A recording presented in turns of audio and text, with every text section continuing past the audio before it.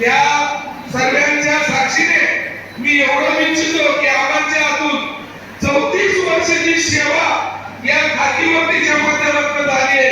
आम्हाला कोरखेड्यावासियांना, निकम परिवाराला आणि पाटील परिवाराला गर्व आहे म्हणून जोरदार टाळ्या होतो द्या आबांबद्दल.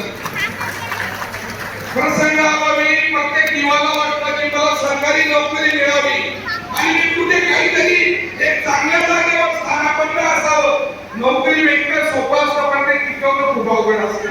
कारण अधिकारी खास करून बेल्टच्या बाहेरचे अधिकारी अजून देखील थोडे कुठे रोल अजून सुद्धा त्या ईस्ट इंडिया कंपनीचे आहेत कुठे. बाकी मी एक आर्मीत 18 वर्ष रिटायर होऊन एक जवान तुमच्या समोर आहे.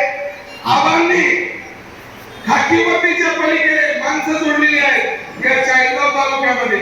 आबांनी मान्य करतो खाकीवर्तीचा माणूस हा थोडा सज्ज पाहिजे, टाईट पाहिजे, कारण त्याला जनतेवर नियंत्रण करावं लागतं. आमचे नाईक साहेब बद्ध आहे कारण नियंत्रण का करावं लागतं की त्यांच्या हातात धुरा असता. जिथे कमी किती आम्ही त्यांनी जर कंट्रोल नाही केलं तर मग कुठला विषय कुठे होईल म्हणून पोलीस खात्याला पूर्ण प्रोटोकॉल दिलेला असतो. आमच्या आबांनी त्या पलीकडे माणसं जपलेली आहेत. आबांचा एक स्वभाव, कर्तृत्व, दातृत्व आणि नेतृत्व याचा त्रिवेणी संगम म्हणजे आमचे आबा आणि आमच्या ताई साहेब. आबांचे दोघं मुलं इतके गोंडस आणि इतके स्वभावाने आहेत की जिथे कोणी त्यांना त्यांचा जवळचा दिसला किंवा असो नसो सदैव सलाम व नमस्कार केल्याशिवाय पुढे जात नाही. त्यांना मी शतशतनमन करतो कारण ते आबांचे सर्व गुण सोबत घेऊन आपल्या कार्यप्रणालीमध्ये कार्यरत असतात.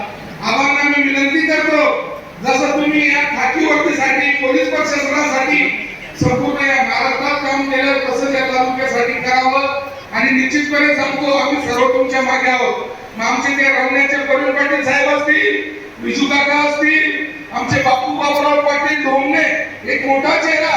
बापू मामांचा जर विरंगुळा म्हटला तर सदैव युवा शक्तीसाठी पुढे प्रेरित असतात. राणाचे आंबुलन्स असतील, सागरांना माने असतील, सर्वांच्या साक्षीने मी सांगतो की आमच्या ज्ञानेश्वर आबांनी या संपूर्ण डिफेन्स ग्रुप मध्ये येऊन एक चांगलं पद घेऊन त्यांचा कार्यकाळ जसा संपलेला आहे तसं त्यांनी या नवीन मुलांसाठी गुरु गायडन्स करावं. येणाऱ्या आगामी दिवसामध्ये की माझ्या या तालुक्याचे मुलं या पोलीस खात्यात सज्ज होतील, कार्यरत होतील. कारण आबांचा 34 वर्षाचा अनुभव हा त्या मुलांसाठी आणि त्यांच्या भविष्यासाठी काम येईल असं मी आबांना वंदन करतो. आबांचा चांगला आणि सुंदर कार्यक्रम या ठिकाणी आमचे बरेचसे सैनिक आलेले, आमचे ताबोळ्याचे आबा जाधव साहेब असतील, सर्व आलेली मंडळी किंवा आमचे प्रवीण पाटील पाहुणे असतील, बंडूनाना असतील, आमचे रिटायर्ड होऊन आता पोलीस मध्ये आहेत. सर्वांचा नाम उल्लेख करणं जरुरी आहे. पण निश्चितपणे सांगतो ज्ञानेश्वर आबांकडे आम्हाला हे शिकायला भेटतं की माणूस पोलीस खात्यात कसा असावा. कारण त्या व्यक्तीने पोलीस खात्यात एक सहाय्यक फौजदार या पदापासून सेवा संपन्न केल्यानंतरही जीवन आणि जीवनातले मित्र कसे जपले आबांकडे आम्हाला शिकायला भेटलेले.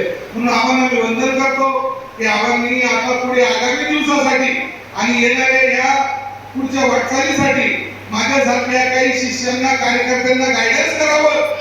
आणि निश्चितपणे सांगतो की आबा पुढे जी वाटचाल करतील त्या वाटचालीमध्ये सैनिक व संपूर्ण परिवार, पोलीस खात्याचे रिटायर्ड जवान आबांच्या मागे असतील. आबांनी माणूस जोडलेला आहे. निश्चितपणे सांगतो गोरखेडे गावाचा मला वाटतं साहेब फौजदार रिटायरमेंटचा पहिला कार्यक्रम असेल.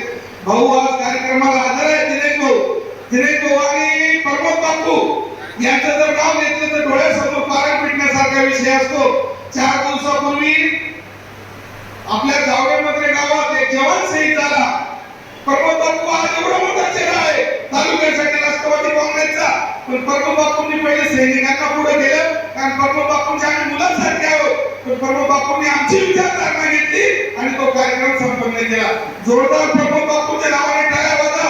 कारण प्रमोद बापू एक असं व्यक्तिमत्व आहे सदैव दुसऱ्यासाठी झटणारं, कर्तृत्व, दातृत्व आणि नेतृत्व करणारं हे व्यक्तिमत्व आहे.